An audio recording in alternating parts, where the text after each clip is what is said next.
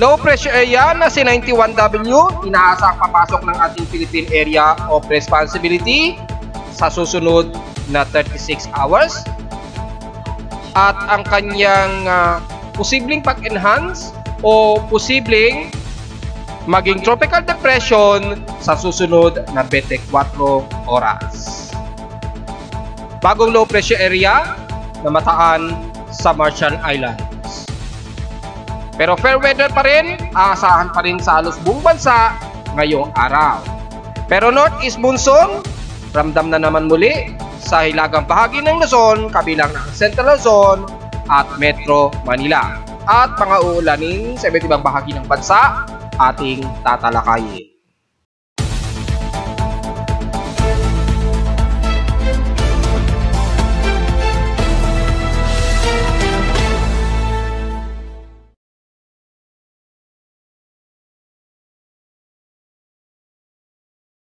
Hello, good morning mga folks. Welcome po muli sa ating Daily Weather Bulletin at Analysis para sa araw ng Biyernes, December 15, 2023. Oras natin boys from umaga ay alas 10:22 na ng umaga. O gaya na ating report, noong isang araw ay nagbabalik muli ang ating amihan at naramdaman na ninyo kahapon, kagabi, ang pag-iral ng ating malamig na simoy ng hangin hanggang ngayong umaga. At kung titingnan natin sa ating weather station ngayong umaga ay nasa 29 degrees Celsius ang indoor temperature namin. Bagamat dahil umaga at may sikat ng araw, at least nasa 30 degrees Celsius o 30.7 degrees Celsius ang outside temperature namin ngayon dito sa Caloocan. Sabihin lamang umiiral na naman ang ating amihan ngayong araw at lumakas na nga po ito. Naka-apekto ngayon ito hanggang sa buong bahagi ng Northern Luzon at Central, kabilang na rin ang Metro Manila. At yung ilang maninipis na northeasterlies nito, sumasakop ito hanggang Southern Luzon at ilang portions ng Visayas at ilang portion ng Bicol Region. Maninipis ito. Mas malamig nga lang sa parte dito sa amin sa Metro Manila hanggang northern part ng Luzon. Sa ating current conditions, manatiling overcast pa rin, gloomy. Medyo mahangin po dahil sa epekto ng ating northeasterlies at mostly cloudy ang umiiral din sa amin sa Caloocan. So expected yan sa buong Metro Manila. At makikita naman sa ating live CCTV snapshots, medyo gloomy ang makikita sa ating kalangitan dahil pa rin sa umiiral na ating amihan na sumasalubong pa rin sa parte ng easterlies sa Silangang Pasipiko. Yung salubungan niyan, alam naman natin mangyayari, parang maghahamog yan kapag nagsalubungan yung dalawang yan, yung dalawang weather systems na yan.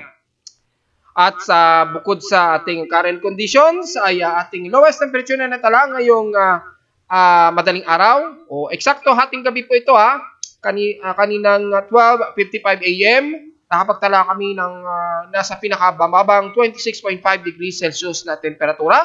Pero kahapon nakapagtala kami ng medyo comfortable na temperatura. Pinakamataas nito kahapon nito ng 10:40 AM na umabot lang ng 30.8 degrees Celsius ang outside temperature namin kahapon maghapon. So dito pa lamang alam na natin na lumalakas nga since kahapon ang ating amihan. At ito na nga ngayong araw ay ramdam na naman natin ang hanging amihan. Samantala sa ating dashboard, nadagdagan bukod kay 91W ay nadagdagan na naman ng isang bagong low pressure area na tinawag na 92W. Bagamat nasa bandang Marshall Islands ito, sobrang layo at napaka-disorganized kasi nito. At mainit yung karagatan dyan. I-discuss natin maya-maya kung bakit napakababa ang significant development niyan sa ngayon. Pero sa ngayon ay ating PHQ streams in past 24 hours, nangunguna ang Zamboanga Peninsula sa may pinakamalisangang temperatura na nasa 36.3 degrees Celsius. Sa lowest naman, pagdating sa Baguio City, nasa 16 degrees Celsius na po ang pinakamalamig na temperatura sa kanila dyan. So medyo very cold breeze na po ito sa kanila at mas malamig na po ito sa Baguio City. So mukhang marami na naman pupunta at aakit ng Baguio City niyan. Sa ganyang kababang temperatura, inaasahan niyan na mas bababa pa yan. Lalo na nitong magkakatapusan ng December at maaaring next year sa unang buwan mas bababa pa yan. Sa ating precipitation rate naman na inulan kahapon, since past 24 hours pa rin, nangunguna ang Tayabas na nasa heavy rain of 92 mm ang total rainfall sa kanila. Kahapon, drizzle rains lamang ang naranasan namin sa Caloocan City na nasa 0.6 mm lamang. O halos sa epekto lamang ito ng salubong ng easterlies at northeasterlies na nagkaroon ng medyo wisik na hamog na ulan ang nararamdaman namin kahapon dito sa Caloocan. So halos baliwala lamang yung ambon-ambon na yan kahapon. Bagamat ang aming temperatura nga pala kahapon ay nasa 30.8 degrees Celsius. Bago natin makalimutan ay ating heat index ay kahapon nakapagtala lang kami ng napakababang heat index na nasa 37.4 degrees Celsius. So kung itatawin natin ito kay Pag-asa sa mga iba't ibang heat index measurement, kahapon nangunguna lamang sa may pinakamataas na heat index ang Tacloban dyan sa Leyte at Borongan Eastern Samar na parehong nasa 42 degrees Celsius ang temperatura. So halos napakababa dito sa amin sa Caloocan since kahapon. So ibig sabihin lamang na tama ang ating report na talagang unti-unting bumabalik ang ating amihan muli. At hanggang ngayong umaga ay ito na nga ay naramdaman na naman natin ang ating amihan. Samantalang outside the humidity natin so far ay medyo drier tayo at 68% at bumababa ito ng 3% since last hour. So mukhang mabilis magpatuyo ng sinampay despite na medyo gloomy tayo. Sa ating atmospheric pressure naman ay nasa 1,013 hectopascals ito at steady ito since last hour. Expected na po yan dahil nga po sa ating amihan, expected mataas po ang ating atmospheric pressure dito sa Metro Manila. So take note yan mga folks. Sa almanak naman, sumikat ang haring araw kaninang 6:13 AM at makikita natin mas maikli na talaga ang daylight natin sa Luzon, lalo na mas mababa. At medyo mas advanced ng konti sa may bandang south, sa may bandang Mindanao. Pero sa Luzon, talagang mas maikli na. Hindi masyado, hindi kumpara sa may bandang south, sa may bandang Mindanao, na medyo mas mahaba-haba pa ng konti yung daylight nila. Hindi gaya sa Luzon at makikita natin yung daylight span natin. Kung titingnan natin yung sunlight hours, talagang napakaikli na at 11 hours and 16 minutes na lamang. So mas mahaba ang gabi. Yung halos 16 minutes ang inihaba ng gabi kaysa sa umaga dito sa Luzon area. So sumikat ang haring araw kaninang 6:13 AM. At inasalulubog ito mamayang 5:29 PM. So makikita natin, napakaikli lamang ng ating liwanag o yung ating sun daylight. Ang pagsikat naman ng buwan, at least nasa waxing crescent na po tayo. So medyo viewable na po. Na-view na po yung illuminated ito at 6% so far. Kasalukuyang nasa elevation, ang moon elevation ito at 24 degrees. Pa-moonrise pa lang siya ngayong umaga. Pero inaasa makikita yan pag bandang paggabi na, makikita na yan, yung 6% illuminated na yan. Kaya sumikat yan kaninang 8:26 AM lamang ngayong umaga at inaasa mamayang gabi ng 7:51 PM naman ito lulubog. So mga bandang alas 5, makikita na yan, yung 6% illuminated na yan. Mukhang magandang kuna na naman ng mga astro chasers natin. At titingnan natin kung makukunan natin kasi medyo gloomy sa amin sa Caloocan para makapag-post man lang tayo ng waxing crescent nitong buwan na ito. So samantala ang ating local weather outlook para ngayong Biyernes, ngayong weekend, hanggang bukas na yun ng Sabado, magiging partly cloudy ang ating maghapon nga, gaya ng ating report kahapon. At ang tsansa ng pag-ulan mukhang mababa daw at 10% lamang. Bukas naman ng Sabado, ganun din, partly cloudy ang ating maghapon daw. Tsansa ng pag-ulan, nasa 10 to 13% ang ating tsansa ng pag-ulan dito sa Caloocan. So expected sa iba't ibang bahagi ng Metro Manila. Sa highest and lowest temperature in 2 days, maglalaro sa 31 to 32 degrees Celsius at ang lowest temperature expected naglalaro sa 25 to 26 degrees Celsius. Sa lagay naman natin ng panahon sa buong bansa, halos fair weather po tayo at maalinsangan naman sa may bandang parte ng Visayas at Mindanao. Kung makikita natin sa infrared dust, which is mas klaro natin makikita yung upper clouds at lower clouds. Yung lower clouds, ito yung mga medyo purple o pink colors na yan. Yan yung mga medyo lower clouds. Ito namang dark na kulay na yan at yung may mga colorized na ganyan, yung mga saturated colors na yan, yan yung mga high upper clouds. which is yung mas matataas na kaulapan na yan na nakikita ng satellite imagery. Yung lower crust, makikita natin, halos napakanipis na lamang o halos walang masyadong maulap na umaabot sa buong bahagi ng Luzon hanggang Southern Luzon. Napakalinaw po yan. Kaya kung titingnan natin sa ating rainbow infrared, makikita natin halos walang masyadong kaulapan. Medyo gloomy lamang ang magiging kaulapan natin sa halos buong Luzon area at Southern Luzon. Kitang-kita naman sa ating satellite imagery yung pagka-gloomy nito mula dyan sa may bandang Cagayan Valley area, Kasiguran Aurora, ilang bahagi niyan ng Quezon Province. At dahil sa epekto pa rin ng ating stellis pa rin na sumasalubong sa ating malamig na hangin dito sa may bandang Hilaga ay makakaroon pa rin ng ilang accumulation ng kaulapan sa may bahagi ng Bicol region at most of Quezon Province. So expected mga hapon, bandang hapon po mas makakaranas pa rin kayo ng mga isolated rain showers. Pero typically, mga madalas light to moderate showers lamang ang iiral. At ilang bahagi dyan sa may bandang Calabarzon, makakaranas din dahil mayroong at least diffuse pa rin ng mga kaulapan dyan. Magkakaroon ng mga isolated rain showers dyan. Typically, mga ilang light to moderate showers dyan sa bahagi ng Batangas, Laguna area at ilang bahagi ng Mindoro despite na mataas ang magiging temperatura pa rin at alinsangan sa areas na yan ng Calabarzon at ilang bahagi ng Mindoro and the rest of Mimaropa area.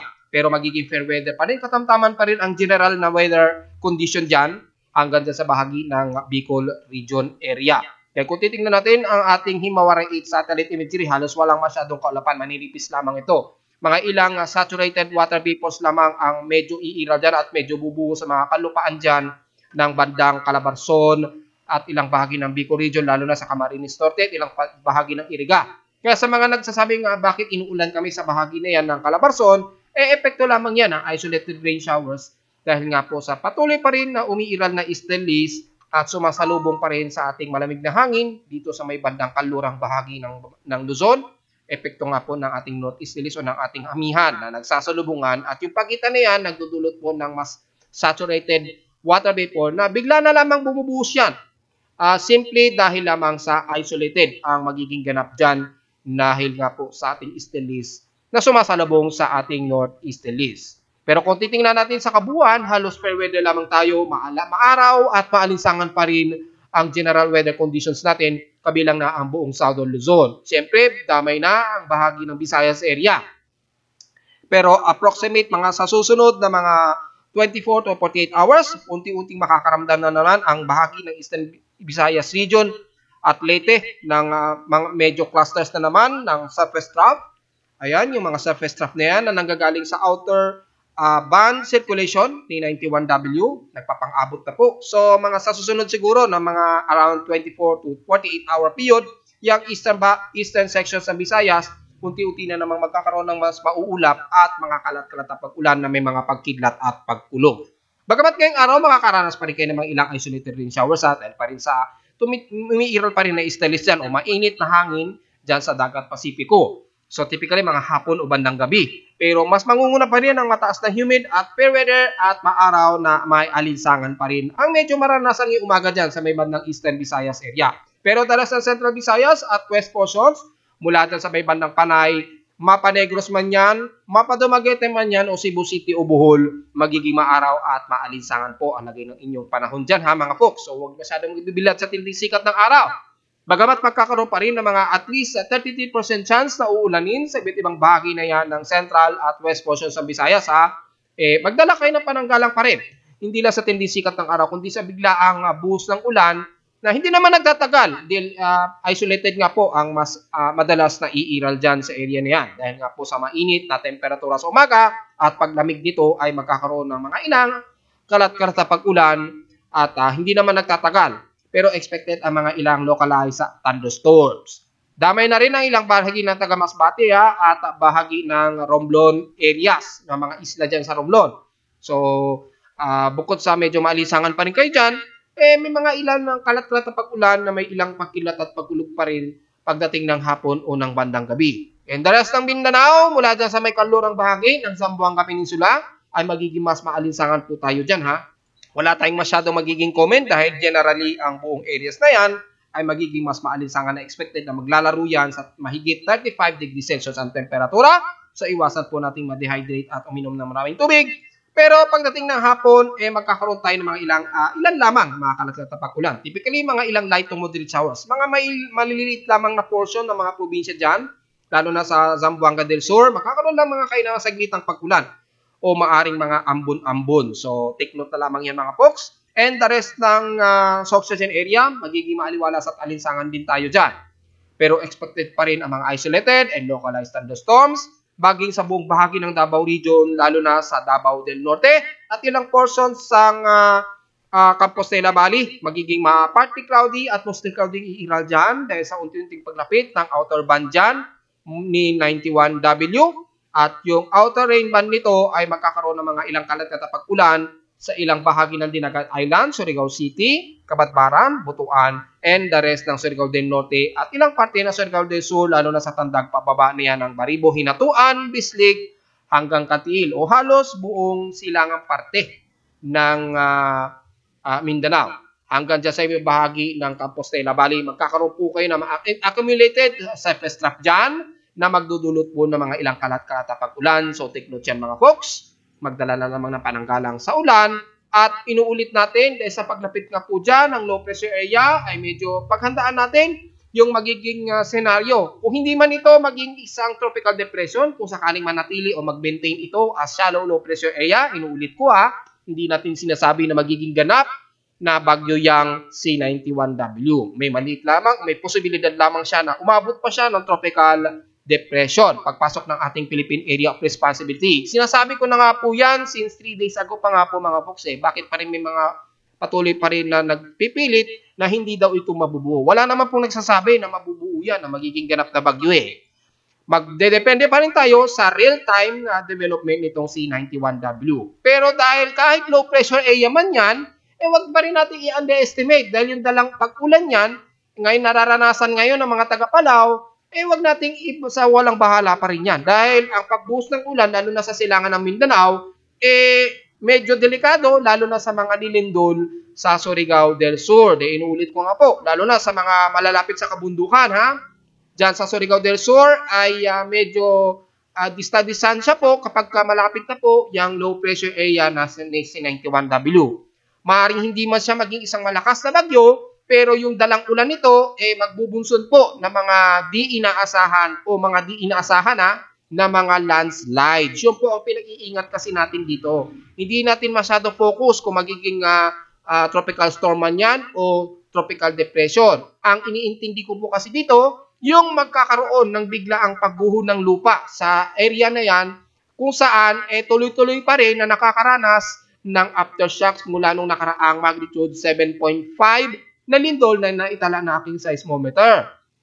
Yung mga naging bitak po na nagawa ng mga aftershocks dyan, yan po ay medyo delikado kapag malakas po ang naging buhos ng ulan dyan na tuloy-tuloy, inaasahan po ang landslides. Yun po ang ating pinag-iingat sa mga kababayan. So wag natin pangunahan yung panahon na kung mabubuo ba ito, magiging isang ganap na bagyo ba ito o hindi. Dahil nga po, kahit low pressure o shallow low pressure man yan, pero yung dalang ulan yan, napakalawak po yan mga pokso, ay hindi po biro yan. Inaasahan natin na aabot ng mahigit sa 300 mm na ulan ang magiging dala niyan. So malinaw yan mga poks. Hindi man magiging isang ganap na bagyo yan. Pero hindi biro ang mahigit 300 mm na dalang ulan yan kapag bumuhos yan sa may silangang bahagi ng Mindanao. So yan po ang punto natin mga poks. Hindi naman natin sinasabi na magiging ganap na bagyo yan Kaya nga sinasabi natin na nakaraang linggo pa na nananatiling uncertain kung magiging isang ganap na bagyo itong C91W. Kasi nga may pinapakita na ng mga forecast gaya ni GMA na sa susunod na 24 oras, posible pa itong umabot ng tropical depression. So wag natin i-underestimate kahit low pressure area man yan mga folks. Intindi na lamang natin kung hindi kayo sigurado sa aking report, sa aking Facebook page na pinapost, wag na lamang ninyo sundin, kundi bantayin na lamang ninyo yung mga ulat ni Pag-asa na lamang. Para sigurado kayo, kaysa yung magsusubaybay kayo sa akin, sa aking Facebook page, tapos sasabihin ninyo hindi magiging isang ganap na bagyo.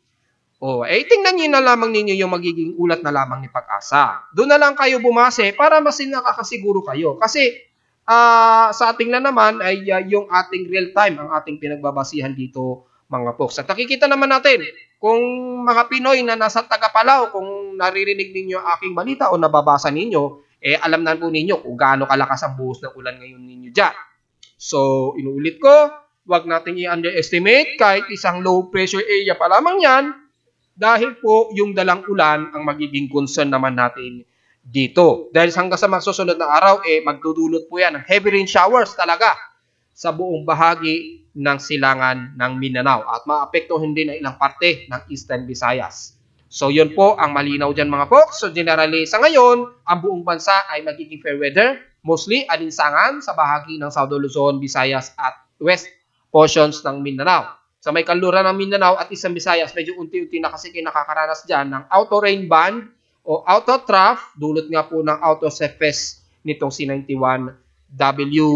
Samantala sa ating tropical computer-generated tropical cyclone sector ngayong 10:30 AM, so far, yung kanyang central air pressure ni 91W o considering na tropical depression na yan kay Japan Meteorological Agency. Kung mananatili yan sa 1,004 hectopascals sa loob ng 12-hour period ngayong araw So kapag lumagpas ng 12-hour period ngayong araw, ay nanatiling mababa yan, ini-expect na natin magtataas na si Japan Meteorological Agency, tatawagin na nila itong tropical depression. Pero it doesn't mean mananatili yung tropical depression. Dahil inuulit ko, papasok pa lamang ito ng ating PAR, maaring bigla itong huminang muli, depende yan sa interaction niya sa ating northeasterlies. Sa ngayon, as of 10:30 AM, nasa 1,004 hectopascals ang central air pressure nito. Yung 1-minute average wind speed niya so far, nasa 37 km per hour, malapit sa gitna, at bugso na umaabot ng 46 km per hour. Yung ating 10-minute average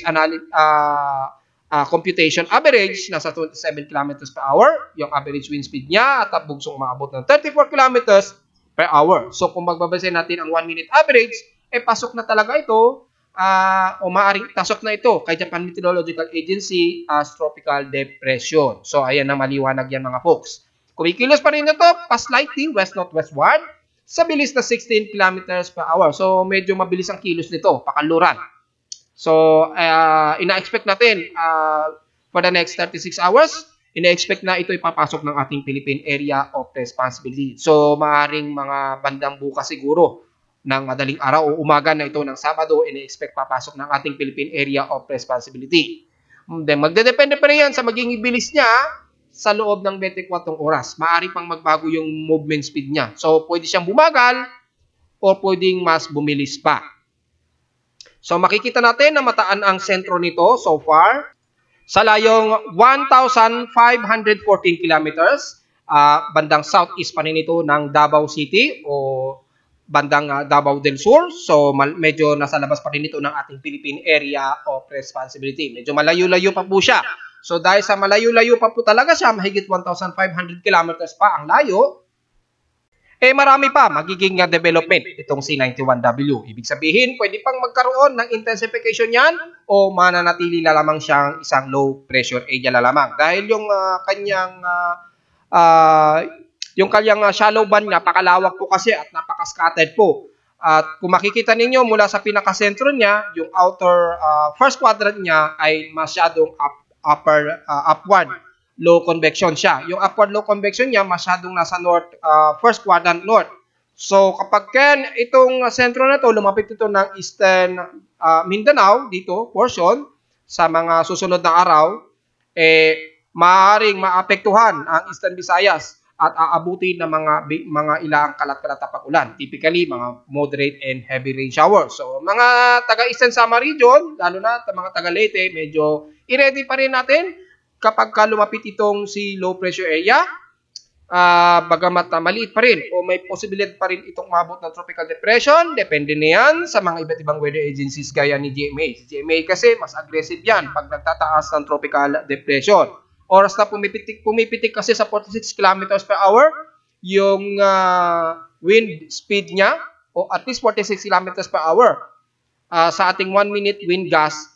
Automatic sa kanila kay GMA, tinataas kasi agad nila yan into tropical depression. Kapag tumaas na si GMA, expect na natin susunod na yan si Pag-asa. Ganyan po magiging pattern niya. So dahil may posibilidad pa rin ito maging tropical depression sa susunod na 24 hours, expected kapag kayo umabot yan dito sa Eastern Mindanao, expected aabot ang mga pag-ulan sa bahagi ng Eastern Visayas. So medyo ready po tayo dyan mga folks. Probably, sa mga nagtatanong kung kailan ba ang approximate na lalapit ito ng Eastern Visayas at Eastern Mindanao. Well, kung pagbabase naman natin yung Global Assessment Monitoring natin o Global Forecast Assessment Monitoring natin, kung titignan natin dito, ay inaasang lalapit ito ng silangang bahagi ng Mindanao pagpasok ng Parha by December 17 o mga bandang December 17, 2023. Kung medyo bumagal yan, probably by Monday po, next week, ito lalapit ng Eastern Mindanao o Eastern Visayas. According dito sa ating global spectral model na ginagamit. Ayan po. So expected yan yung upper quadrant. Mas malakas po ang magiging pag-ulan. Kaya mararanasan yan ng mga taga-Eastern Visayas, lalo na may bandang Sama region, sa may bandang Borongan. Mararamdaman ninyo ang lakas ng ulan pa rin dyan ni 91W, just in case. At siyempre, hindi lusot ang buong silangan ng Mindanao. Lalo na ng mga taga-Surigao del Sur. So, medyo ready tayo dyan. Bagamat ayon sa ating global spectrum model na natili itong shallow low pressure area, magdedepende na lang talaga yan sa susunod na 24 oras kung ito ay tataas as tropical depression. Dahil wala man sa nakikitaan dito na paglakas ng bahagya. Pero dahil very shallow siya, mataas yung kanyang low convection, kinukonsidera kasi yan ng mga ibang meteorologists na isang tropical depression na siya. Lalo na malawak yung kanyang low aloft niya. Lalo na yung vertical upper low niya. Kapag masyadong malawak ito, kinukonsider nila as tropical depression, lalo na kay GMA. Kung titingnan natin ang mean sea level pressure, ayon sa ating global spectral model, na natiling shallow lamang ito. So, probably maglalaro lang hanggang tropical depression lang sigurado ang maaaring abutin di 91W. So, sa mga nagtatanong kung aabot pa ba ito ng tropical storm, mukhang sa ngayon ay napakalabo pang aabot ng tropical storm. Nakikita lamang natin, according sa mga forecast na ito, typically hanggang tropical storm lamang ang aabutin. Tropical depression rather, ang aabutin. At hindi aabutin ng tropical storm according dito sa ating latest global spectral model. Hindi siya, malabo siyang umabot pa sa tropical depression. At magtatraverse nga ito ng bandang Central Visayas hanggang sa lalabas ito ng bandang Palawan. At lalabas ng West Philippine Sea. Ayan pag lalabas ito mga by December 19, 2023 na po, inaasahang tatagos ito ng Palawan at tatawid hanggang dyan sa may bandang West Philippine Sea by December 19, 2023. Ayan, according sa kanyang mean sea level pressure.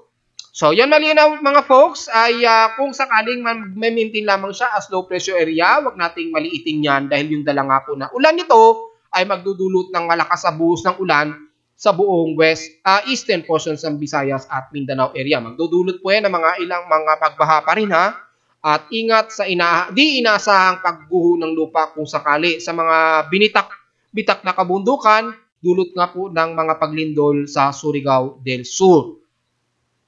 Kung pagbabasa naman natin mga computer models, kung titingnan din natin, halos shallow din ang ipinapakita ng low pressure area na si 91W rito. Ayan hanggang sa ito'y magtrabos ng Central Visayas.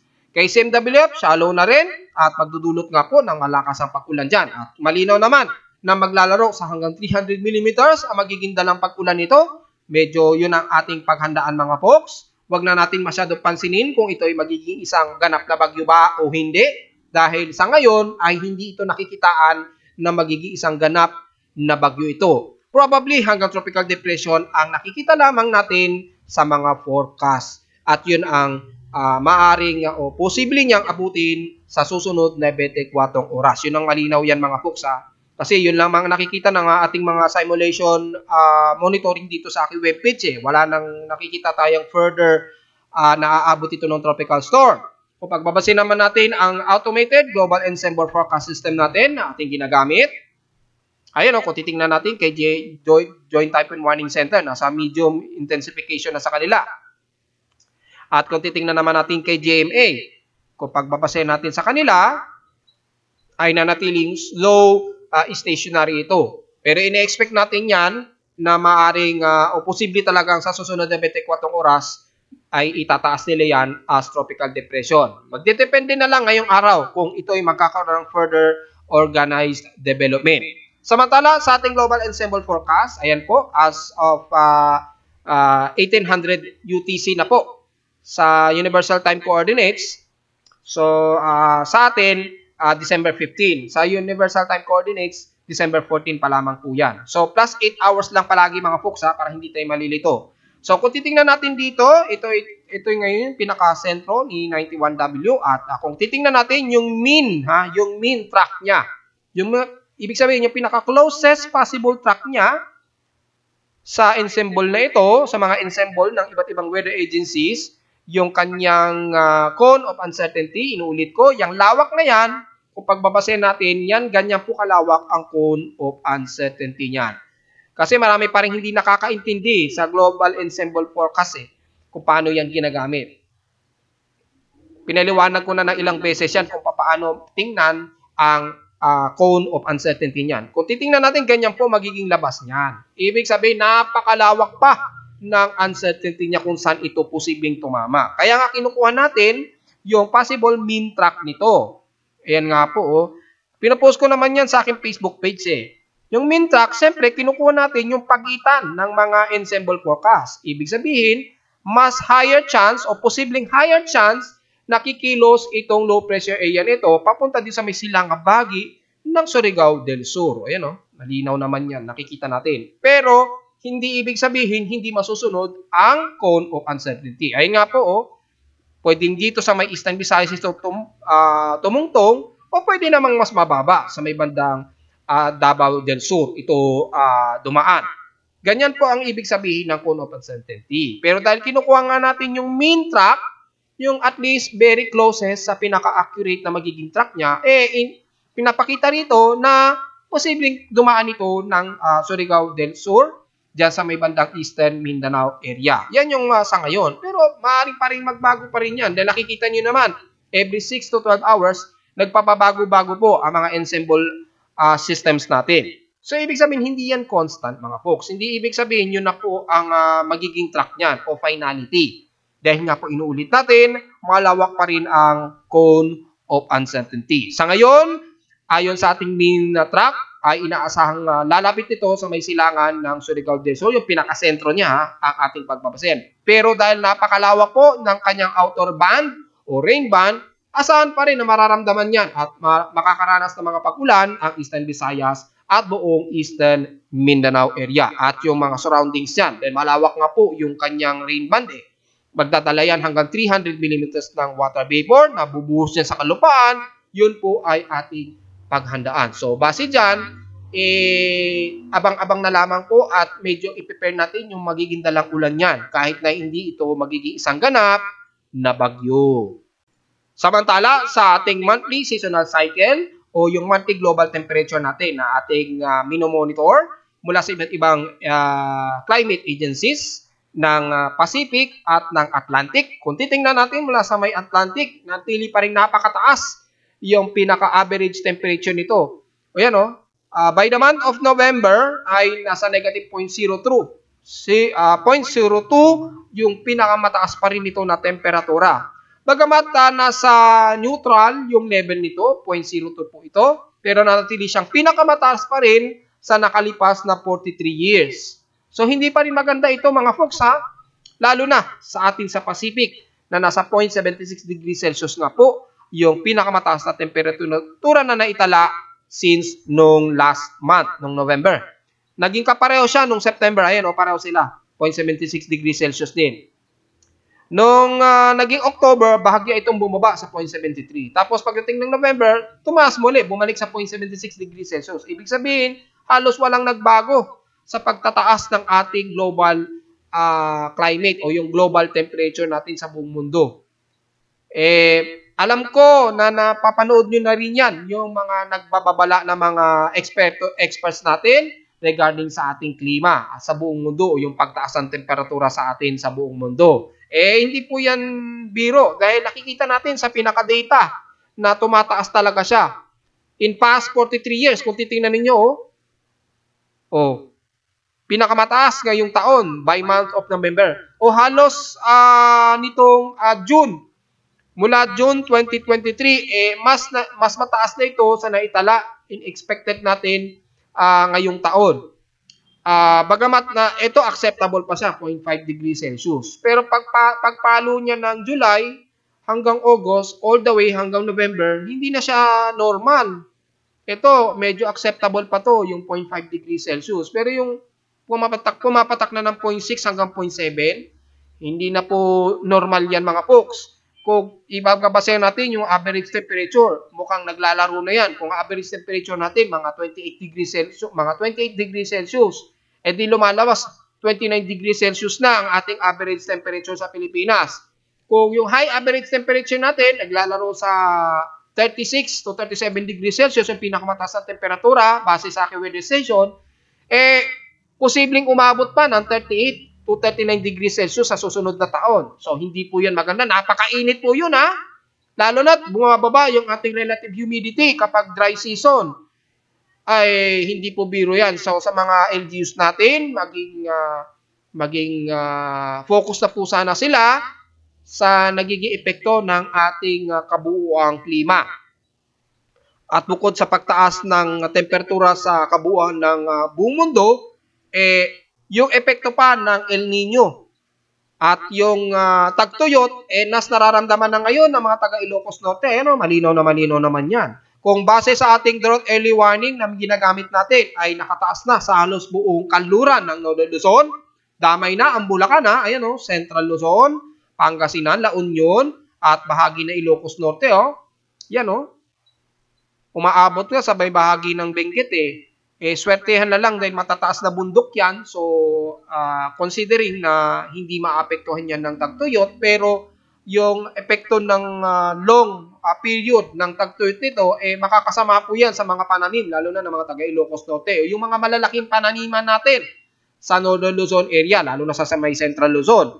Alam naman natin, dyan isa sa mga malalawak yung mga pananim natin na mga crops, di ba? Yung mga vegetables natin, bigas, yan. Yung mga areas niyan, malalaki ang supply niyan Ngayon, kung maapektuhan yan ng long period na tagtuyot at dry spell, hindi po yan maganda. Yan, ang taas. Kung titingnan natin sa index classification, more than 600 na po. Yan, more than 600 yung drought index classification na niya. Ibig sabihin yan, yung dry spell niya, napakataas na.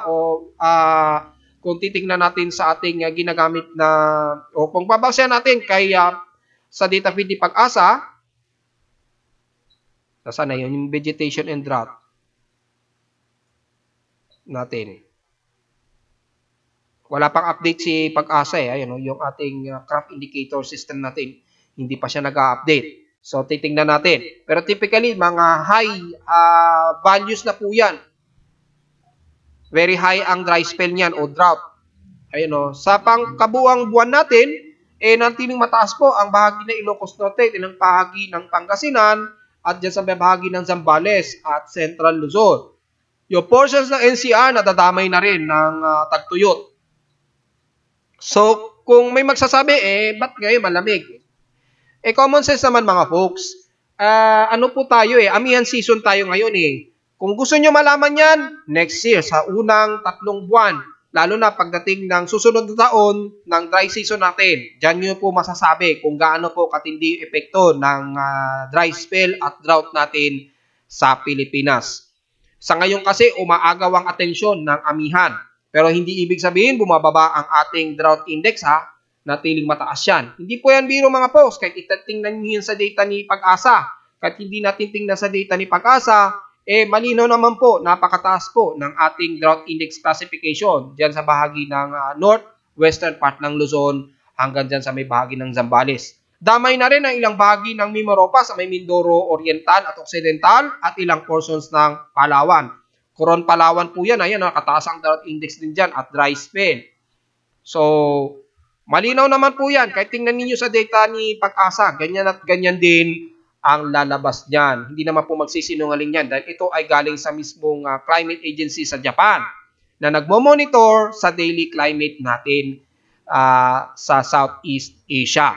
So, hindi ko naman pwedeng ako mismo gagawa lamang yan na walang data feed mula sa ibang mga weather at climate agencies. So, yan po lagi nating binibigyan ng atensyon ang ating mga local LGUs. Tutukan po natin ito. Huwag na nating pagsawalang bahala hanggang sa next year dahil mamumblema na naman po ang ating mga kawawang mamamayan, lalo na sa bahagi na yan ng kanluran ng Northern Luzon na maapektuhan po na matinding tagtuyot hanggang sa bahagi ng Mimaropa at ilang portions nga pa rin ng Western Visayas area. So, yun lamang mga folks. At narito naman ating 3-day weather forecast para sa araw ng weekend, December 15, 2023.